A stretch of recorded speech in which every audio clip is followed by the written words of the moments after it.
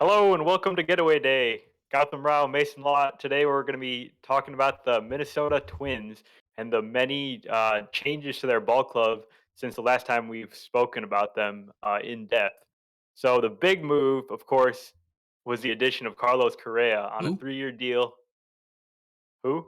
Carlos Correa, the Never heard of him. megastar, 27-year-old shortstop coming over from Houston. Very interesting move. Kind of the shocker of the entire baseball offseason that he would sign with Minnesota out of nowhere, basically. But he got a really nice deal where he's basically able to opt out of the contract after each of the first two seasons. And this gives him a chance to go out and try to get the big 10 plus year contract a year from now if he does well. But it also signals that the Twins are kind of going all in on this season and they see an opportunity in the AL Central where they can compete with the White Sox, if not compete with the White Sox for the division, at least be a contender for the wild card. And that seems very possible with the moves that they've made. So, other than Correa, they've added Gary Sanchez and Giovanni Urshela from the Yankees, sending off Josh Donaldson in that trade. Um, on the pitching side, they're kind of lacking in the starting pitching department. They did add Dylan Bundy and now Chris Archer, most recently Sonny Gray in a trade from the Reds, but there's some work to be done there. Um, what do you think about this pitching staff as a whole? Do they have enough starting pitching to survive the season? I am very concerned about the starting rotation. This is the area of the Twins roster that I think people have been concerned about for a while. Um, it's certainly not new that they don't have a lot of guys that are that have long track records of being workhorses, being just like the guy that you can turn to every 5 days. And I really like the move to get Sonny Gray for that reason. He is that workhorse. And Sonny Gray is pretty much, except for that really short stint in New York a couple years ago, he's been a really, really good pitcher his entire career. Outside of that, Dylan Bundy has been kind of up and down throughout his career. They're bringing in Chris Archer, who has been injured and ineffective the last about 2 years. The last time that he pitched over 100 innings was 2019. Granted, it's hard to pitch 100 innings in a 60-game season when you're a starter, but um, the last time he was effective was 2018. If they could get 2018 Chris Archer back to go with Sonny Gray and a good Dylan Bundy, then relying on Joe Ryan and Bailey Ober, these two really young guys who don't have a long or don't have a lot of experience in the majors, that would be kind of your best case scenario. I I kind of think they're going to be relying on Ober and Ryan a lot more than that best case scenario, though. So Yeah, and Joe Ryan was actually named the opening day starter.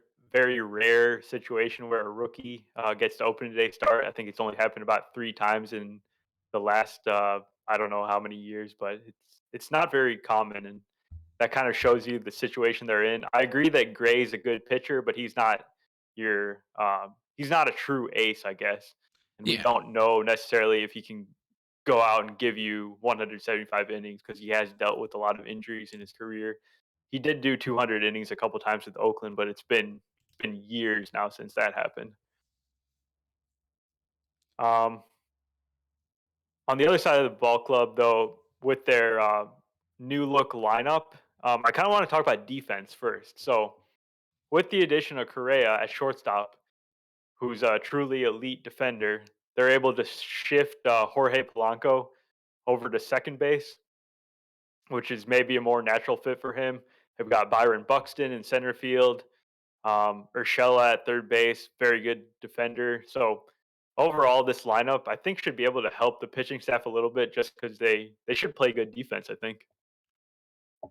yeah, and then having a guy in Kirilov who's not a complete liability out and right certainly helps there as well. So you're basically at your typical bad fielding positions. Oh, sorry, Kirilov and left. My bad. Kepler's the right fielder. But that basically leaves your typical bad defensive position at first base as the one where you'd be a little bit more concerned. But as long as he can just be at target and knock a ball down and pick it back up, you're fine. The one area where I do actually really struggle with their defense a bit is at catcher. Gary is not a catcher. He just stands there. Yeah, that's definitely true. But we can't forget about Ryan Jeffers, who actually That's true. is pretty well regarded as a catcher, and I do feel like he's going to get a lot of the playing time there. And Gary's going to get to be more of a just a DH, and he can focus on the hitting aspect of it. And honestly, like, why is the guy a catcher in the first place? Like, he's just. That's a I great think that question. part of his career should just be over. Dude, he should become a reliever. Yeah, he's got a great arm. The new Kenley Jansen. Yeah. Telling you. The new Rowan Wick. Anyways, so you didn't make mention of the big target of Miguel Sano. He did lose 22 pounds this offseason, rededicated himself to the game of baseball.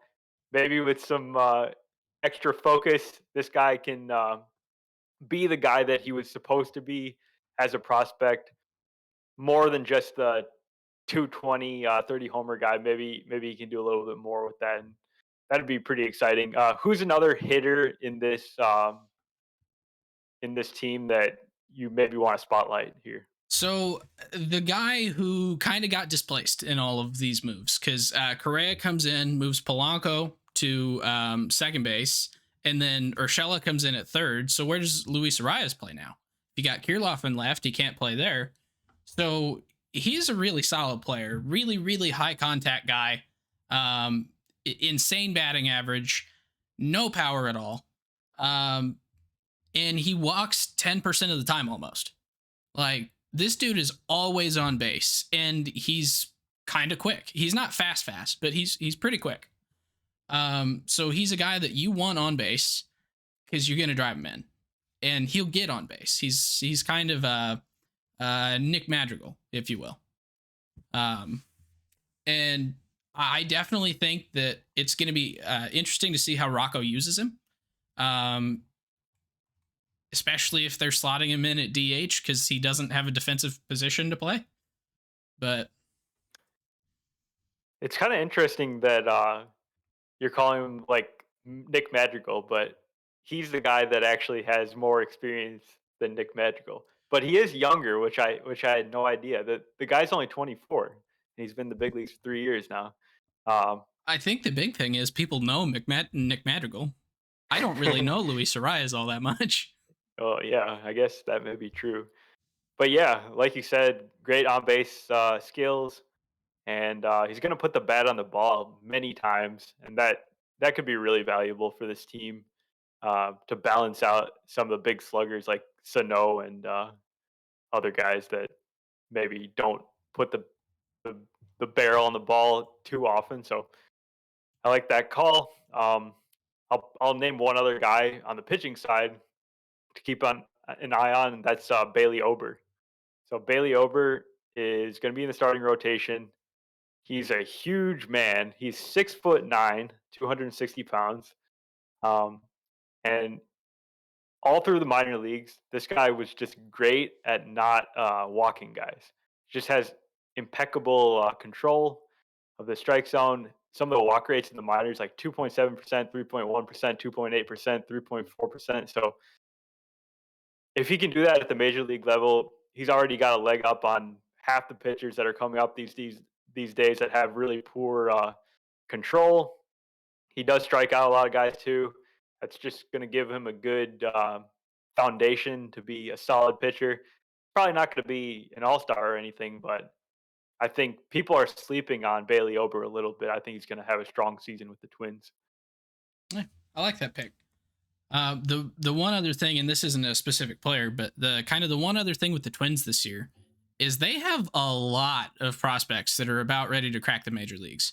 Yeah, good point. They've got guys, perennial number one prospect in in the organization there, Royce Lewis. If he comes back from his injury from last year and plays well, he's guaranteed to get a crack this year. Like, if he's healthy.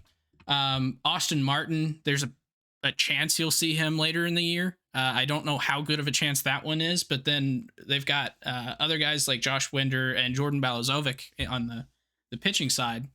And those guys have been at double or triple A and pitching pretty well. So um, if there's any guy struggling on Minnesota, you might see some guys flipping and flopping around.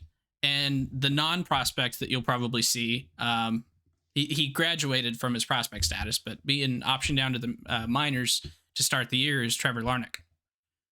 So got a lot of interesting young players. Yeah, we'll see how much they contribute this year. I think those pitching ones could definitely be critical with the state of their pitching staff right now, but we will see. Um, Anything else on the Twins? I don't think so. I think that pretty well covers it. All right. Well, thank you for joining us today on this mini episode here. We'll catch you next time on Getaway Day.